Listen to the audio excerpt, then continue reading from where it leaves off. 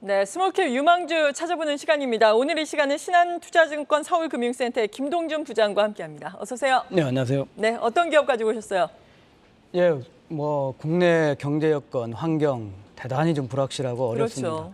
그래도 단기적으로 중장기로 실적하고 성장성을 확보하고 있는 부분이 EVB, 전기차 배터리 부분이다 하는 쪽이고, 네. 저는 특별하게 전기차 배터리 분야 중에서도 케이스 관련 2개 업체를 들고 나왔습니다. 그래서 단기 실적하고 중장기 성장성이 있는 2차 전지, 특별히 전기차 관련해서 배터리의 케이스 업체다 이렇게 볼 수 있습니다. 네, 배터리 케이스 업체 살펴보겠습니다. 지금 이미 나가고 있네요. TCC 스틸이라고 나가고 있는데 원통형 배터리와 관련된 종목이잖아요. 보다 자세하게 사업 부문을 알아볼까요? 예, 우선 이제 깡통, 네. 캔이라고 하죠. 네. 음료라든지 식품 이런 쪽에 그 스틸로 된 깡통 업체였죠. 여기에는 이제 주석으로 도금을 합니다. 이 주석 도금을 이제 니켈, Ni 도금으로, 니켈 도금으로 바꿔서 원통형 전지의 케이스, 양극, 음극, 전해질 이런 내용물들을 담는 케이스, 그 대표 주자로 부상을 했습니다. 그래서 이 니켈 도금 강판의 그 매출 비중이 확대되면서 성장성하고 수익성을 다 같이 이끌어가고 있다 볼 수 있습니다. 보통 이제 그 타입별로 본다면 네. 2차 전지는 각형이 있고 그다음에 파우치형이 있고 원통형이 있습니다. 각형이 가장 많은 비중을 차지를 하고 있고요. 여기에 이제 그 소재가 어떤 소재가 쓰이느냐. 그래서 각형하고 파우치형은 궁극적으로 알루미늄 소재가 쓰이는데 이 원통형은 니켈.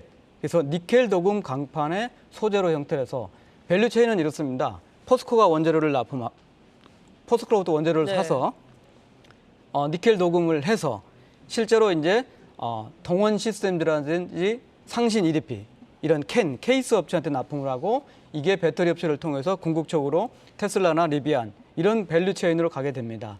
2012년에 이쪽 분야에서 기술 개발을 완료해서 일본 업체들이 독점적으로 납품하고 있는 분야를 국산화, 수입 대체를 해서 국내 대표 기업으로 부상을 했다.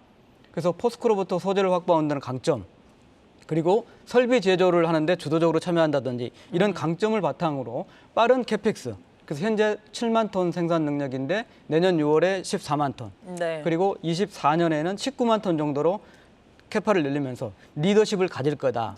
그래서 원통형 전기차 2차 전지의 케이스에 들어가는 핵심 소재인 니켈 도금의 글로벌 리더로 부상할 업체다 이런 판단입니다. 네, 그렇군요.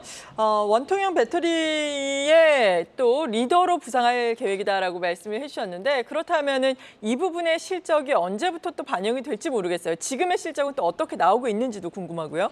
예, 우선 이제 실적은 그 EV향 그 니켈 도금 강판이 매출이 확대되면서 21년 2분기부터 YOY로 하죠. 전년 동기 대비 실적이 네. 급증하는 추세가 지속이 되고 있습니다. 그러니까 이런 분야는 계속적으로 매출 비중이 좀 늘어나면서 이제 정확하게 니켈 도금 강판 매출 비중이 파악은 안 되는데요. 이제 비재관용, 아까 말한 전통적인 깡통 소재, 네. 비재관용 매출 비중이 2021년에 30% 정도였습니다. 그러니까 금년에 36% 정도, 그리고 2023년에 43%, 그리고 24년에 51%입니다. 24년에 51% 좀 놀랍지 않을 수 있는데요.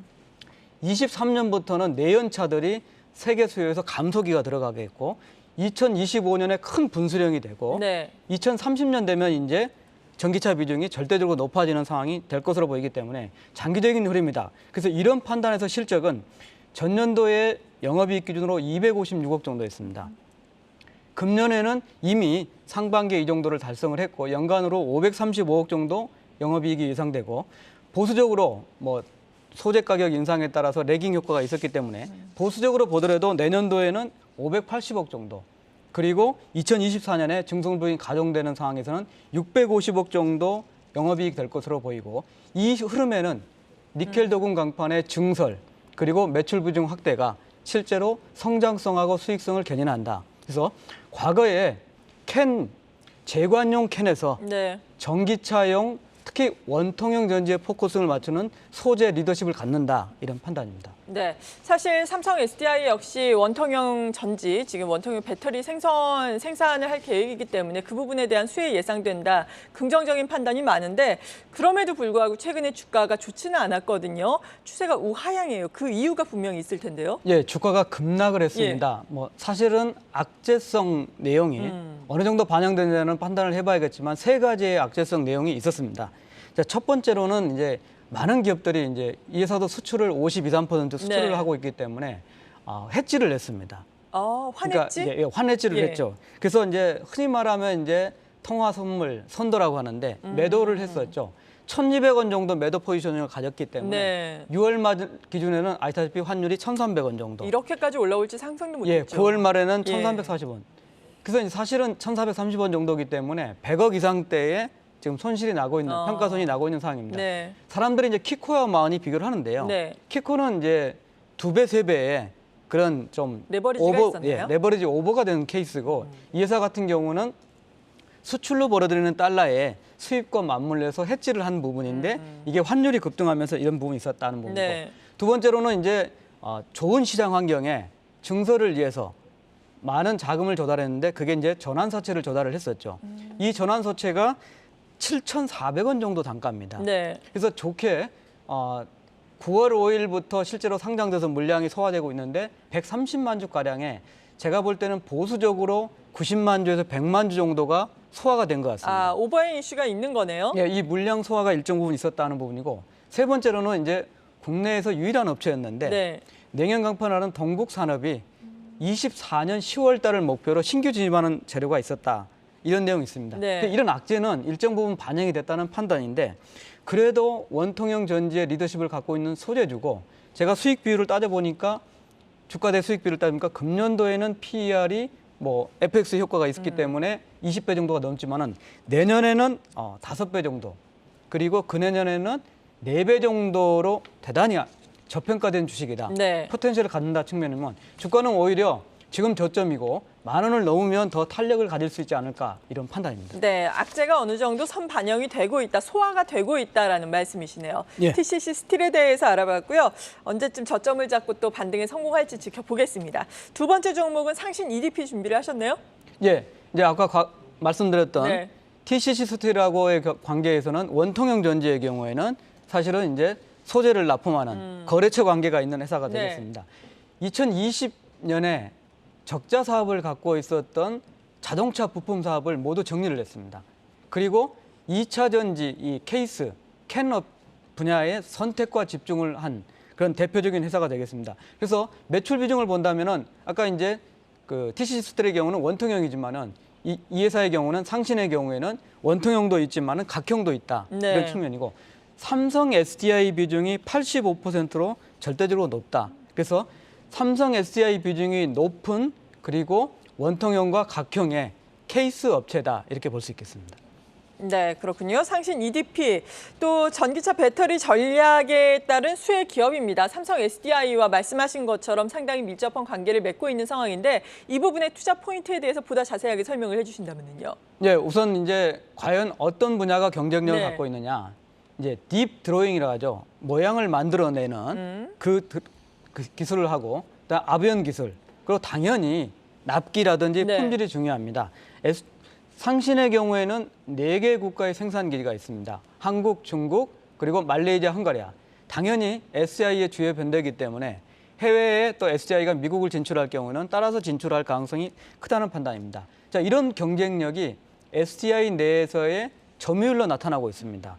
자, 원통형은 점유율이 85% 정도, 그리고 각형은 50% 점유율을 나타내고 있기 때문에 이 SDI하고 동행을 할 수 있는 업체다 합니다. 지금 SDI 환경을 한번 보면은 네. 현재 EV 배터리는 SDI는 각형이 주입니다.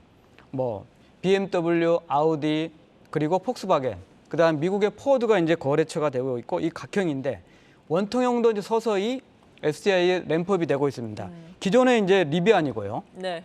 그다음에 스텔란티스라고 미국의 JV를 설립해가지고 동반 진출을 하고 있고 말씀드렸듯이 이제 그 테슬라 앞으로 이제 테슬라가 이제 이슈가 될 텐데 이 테슬라까지 벌어진다면은 SDI의 원통형 매출이 상당히 늘어날 수 있다. 그래서 삼성 SDI의 매출 비중이 85%로 높고 압도적인 점유율을 갖고 있기 때문에 SDI의 전략, 특히 각형에 의해서 원통형의 그런 잠재력이 커진다면 당연히 상신 EDP는 대표적으로 수혜주를 볼 만한 회사다. 그래서 SDI의 EV 배터리의 전략을 같이 하는 회사다. 이렇게 볼 수 있겠습니다. 네, 삼성 SDI 지금 또 원통형 배터리와 관련해서 캐파 증대로 인해서 그러니까 전방 산업의 캐파 증대로 인해서 수혜를 입을 수 있겠다라는 말씀이었는데 실적도 뭐 상반기에 괜찮았고 하반기에도 괜찮은 실적 계속해서 이어나갈 수 있을 것이다라는 전망이죠. 예, 그렇습니다. 이제 21년에 영업이익이 197억 정도 최고치 기록했고요. 네. 상반기에 152억 정도 기록했습니다.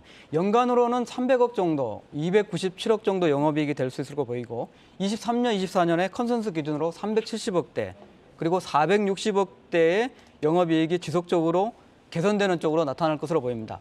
말씀드렸듯이 SDI 비중이 높다는 건 단점이지만은 또 원통형과 각형을 동시에 추구한다는 측면에서는 또 장점이 되겠습니다. 특히 SDI가 지금 국내 빅3 2차 전지 배터리 업체 중에서는 캐펙스가 좀 더딘데 네. 아마 이제 말씀드렸듯이 지금 테슬라가 2170 사이즈에서 4680 그 차세대 배터리로 진화되는 쪽으로 하고 있고 SDI도 여기에 R&D 그리고 캐펙스를 진행되고 있기 때문에 아마도 연내에 SDI의 테슬라향 모멘텀이 가시화가 된다면 대표적으로 수혜를 볼 수 있다는 측면입니다. 상대적으로 안정성도 갖고 있고 성장성을 갖고 있는 사항입니다.